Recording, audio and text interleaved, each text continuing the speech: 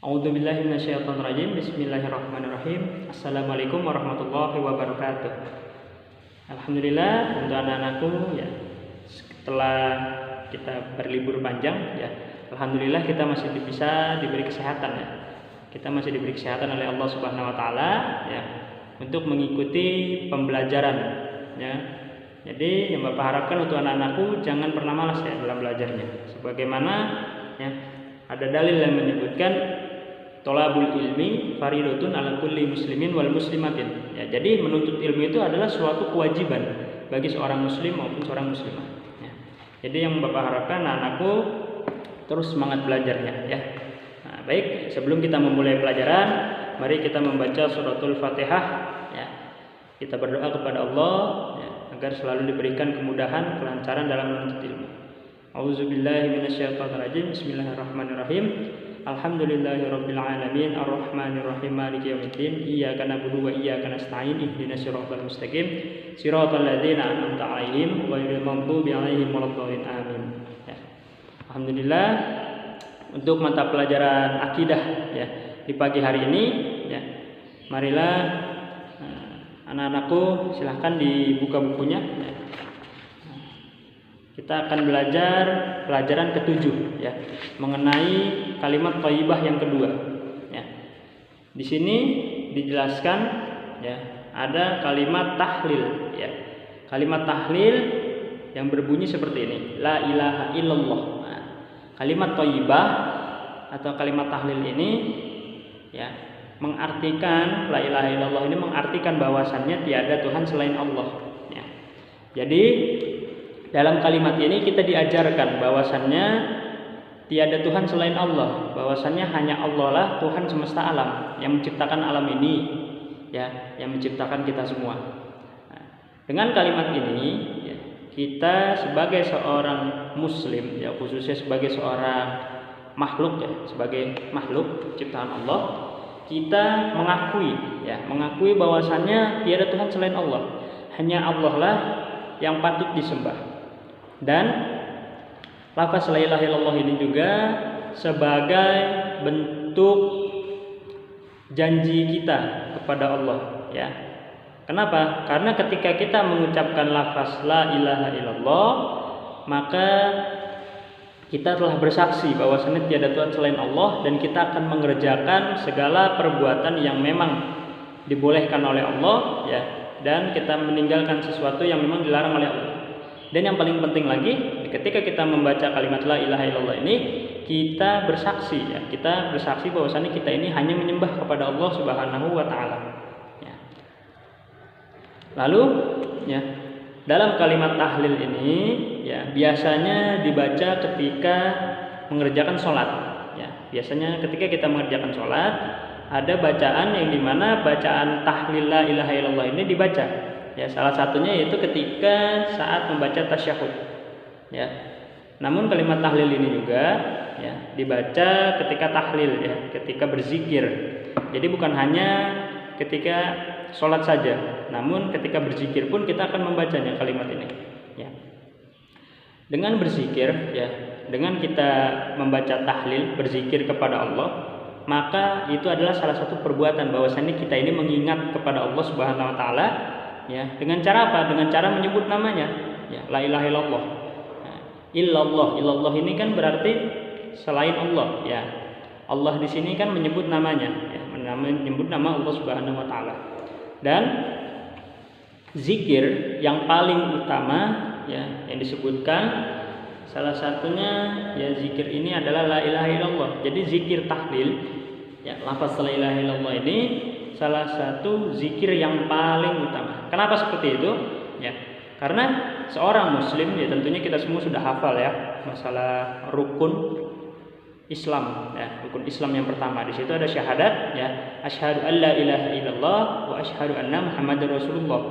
Ya, jadi tiada Tuhan selain Allah. Ya, dan Nabi Muhammad adalah utusan Allah. Nah, mengapa lafaz zikir tahlil ini la ilaha illallah ini menjadi suatu hal yang paling utama? Karena ketika kita mengucapkan la ilaha illallah Muhammadur Rasulullah dalam syahadat, itu bersaksi, kita menyatakan, kita meyakini bahwasannya tiada Tuhan selain Allah. dan kita hanya menyembah kepada Allah, ya. Tidak ada yang kita sembah selain kepada Allah. Nah, maka dari itu zikir yang paling utama, ya, salah satunya adalah kalimat la ilaha illallah ini. Ya. Dengan kita berzikir, dengan kita membaca tahlil ini, maka Allah akan sayang kepada kita, ya. Bagaimana sih cara kita membuktikan kecintaan kita kepada Rasulullah, kepada Allah? Dengan cara seperti itu. Ya, ketika kita cinta kepada Allah, maka kita akan melakukan semua perbuatan yang dibolehkan dan meninggalkan segala yang dilarang.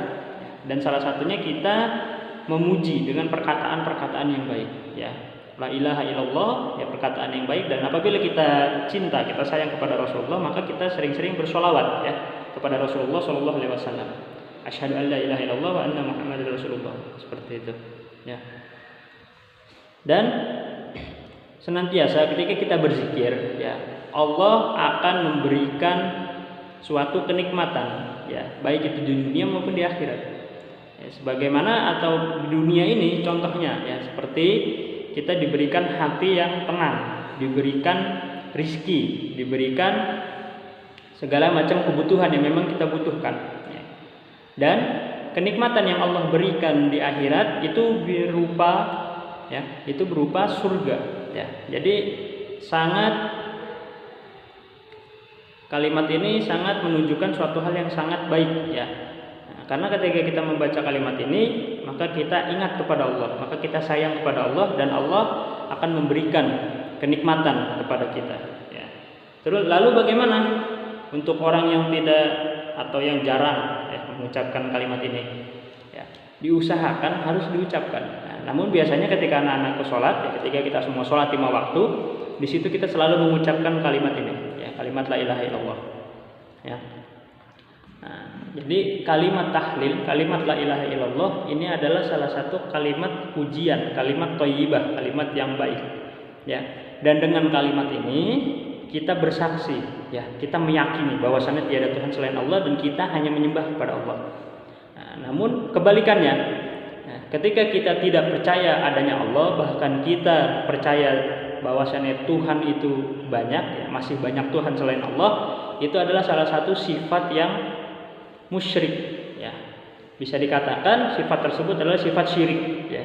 Sifat syirik ini artinya perbuatan yang menyekutukan Allah.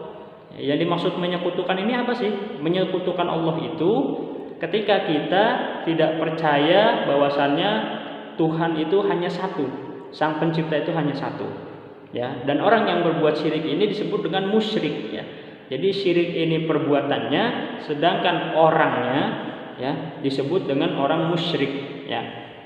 Nah, dan jangan sampai kita semua ini terjerumus ke dalam mereka semuanya, ya.